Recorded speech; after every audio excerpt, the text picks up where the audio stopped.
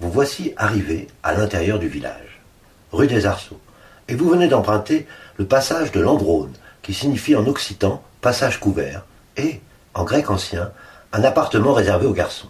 Je vous laisse imaginer. Vers le bas de la rue, vous voyez des arceaux qui l'enjambent. Ils sont là pour tenir les maisons du haut, pour les empêcher de s'écrouler. Et si vous regardez vers le haut de la rue, le mur qui se trouve sur votre gauche est le premier rempart de la ville, et sur votre droite, la partie du village reconstruite après la destruction de la forteresse en 1628. Si vous regardez attentivement les pierres dans les murs, vous reconnaîtrez parfaitement les pierres des anciens châteaux, encadrement de portes, de fenêtres et pierres de basalte taillées et présentant une face plate. Vous êtes devant l'ancienne chapelle protestante du village. C'est cette pierre blanche sur laquelle est taillée la croix huguenote qui nous l'indique. C'est un lieu privé qu'on ne peut pas visiter. Sur la droite de l'ancienne chapelle, vous voyez ces voûtes superposées. Dans la vieille partie du village, les habitations sont toutes construites sur des voûtes, parfois sur plusieurs étages. À l'intérieur de la première enceinte, toutes les ruelles étaient elles aussi couvertes par des voûtes, comme le petit passage que vous avez emprunté. Au milieu de ces ruelles, un canal recouvert de pierres servait pour les eaux usées. Il devait y faire très sombre. Toutes ces maisons étaient donc posées sur des voûtes, reliées entre elles par des voûtes, le tout formant un ensemble d'une très grande solidité.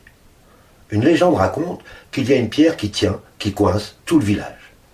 À cette époque, il était possible de circuler entre les maisons par le premier étage. Les bêtes, vaches, cochons, chèvres, poules et lapins restaient en bas. Le village et les châteaux étaient alimentés par une source qui se trouvait en amont et presque chaque maison du village possédait son puits. La plupart des murs ont une épaisseur au sol d'environ 70 cm et de 40 cm tout en haut. Dans ces maisons, il fait bien frais en été, mais elles sont dures à chauffer l'hiver, surtout quand le vent du nord souffle et s'engouffre dans les ruelles.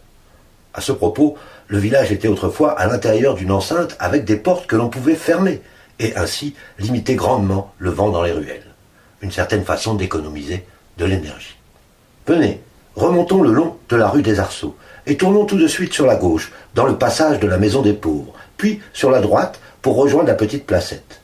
Ici, à Mirabel, on avait réservé une maison pour les pauvres, les gens de passage, et tour à tour, une fois par semaine, le dimanche, une famille du village amenait un panier avec de la nourriture. On peut imaginer que parfois, il y avait des échanges de services. Mais c'était une jolie coutume qui permettait aux habitants de dormir tranquilles. Allez, à tout de suite.